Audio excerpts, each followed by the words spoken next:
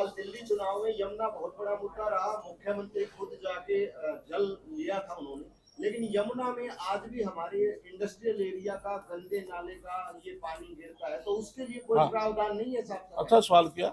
हमने अभी विधानसभा में एक कानून लेकर आए हैं कि चाहे यमुना के अंदर, कैनाल के अंदर कोई भी केमिकल फैक्ट्री का जो पानी यदि कोई इस प्रकार से ड्रेन आउट करेगा तो उसको लिए हमने बहुत बड़ा फाइन रखा है, सजा का प्रावधान भी रखा है।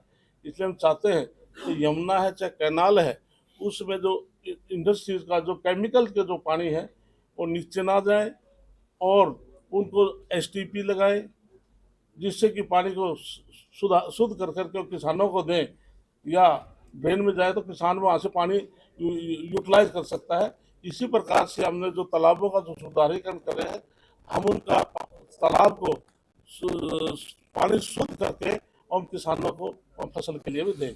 धन्यवाद। पंचायती संशोधन बिल हमने कल पेश किया, मैंने कल पेश किया था। उसमें जो सरपंच हैं, पहले कार्यकाल पूरा होने के बाद 2 साल के बाद उसकी कोई इंक्वायरी पंच और सरपंच की नहीं कर सकते थे। अब हमने उसमें 6 साल का प्रावधान किया है कि 6 साल के बाद तक भी उसकी इंक्वायरी हो सकती है। दूसरी एक अमेंडमेंट हमने पंचायती विभाग की तरफ से हम लेकर आए थे कि 20 वर्ष पूर्व किसी गांव के अंदर ग्राम पंचायत की जमीन में, तालाब में ना हो, फील्ड में ना हो, कृषि भूमि में ना हो, गलती से किसी ने कोई मकान बनाया है तो उसको हम मालकाना हक हम देने जा रहे हैं।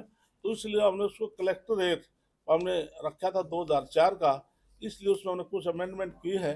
हमने उसमें विभाग की तरफ से हम उसको तय करेंगे और कम से कम रेट पर हम उस गरीब व्यक्ति को, जिस व्यक्ति ने 500 गज मकान बनाया है, हम उसको 500 गज का कि हम उसको मालकाना हक देंगे।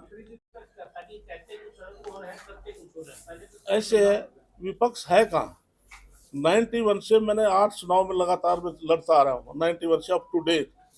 मैं पहली बार देख रहा हूँ कि आज तक विपक्ष का नेता नहीं बन पाया। और दूसरी बात मैं कहता हूँ कि भूपेंद्र सिंह हुड्डा कांग्रेस का सीनियर लीडर है। आप उसकी प्रोसीडिंग निकाल कर देख लें, जो भी कोई हाउस में बोलता है एक शब्द भी वो दर्ज हो जाता है। आजकल अपने विधानसभा क्षेत्र के लिए या रोहतक के लिए कोई एक शब्द भी भूपेंद्र सिंह हुड्डा ने आज तक कोई शब्द बोला हो, केवल विपक्ष की बुराई के लाए उसके पास कोई दूसरा शब्द नहीं है। शेरो शायरी तो बड़ी अच्छी करते हैं, तो शेरो शायरी तक रह गए विपक्ष, और तो उनके वो अभी सदमे में है, क्योंकि जिस प्रकार से केंद्र में तीसरी बार नरेंद्र मोदी के नेतृत्व में सरकार आई, फिर हरियाणा में नायब सैनी के नेतृत्व में तीसरी बार सरकार आई, उसका असर महाराष्ट्र पर पड़ा, उत्तर प्रदेश के बाई इलेक्शन पर पड़ा, हमारे राजस्थान के बाई इलेक्शन पड़ा, और जो 11 साल से लगातार एक कैंसर की बीमारी जो दिल्ली के अंदर थी, उसका असर दिल्ली पर पड़ा नायब सैनी ने। और 32 ऐसी विधानसभाएं थी जो हमारे जैसे कार्यकर्ता, जिन पर हम हरियाणा प्रदेश के कार्यकर्ताओं ने काम किया, तो हरियाणा का विशेष दिल्ली की सरकार लाने में योगदान है। वो तो ये भी कह रहे हैं कि लगातार कर्ज बढ़ता जा रहा है प्रदेश। इसलिए जिस प्रकार की जो बात कर रहे हैं वो सब निराधार हैं। हम आर्थिक तौर से हम कमज़ोर नहीं हैं। जो हमने वायदे पूरे किए हैं हम उनको सबको हम पूरा करेंगे।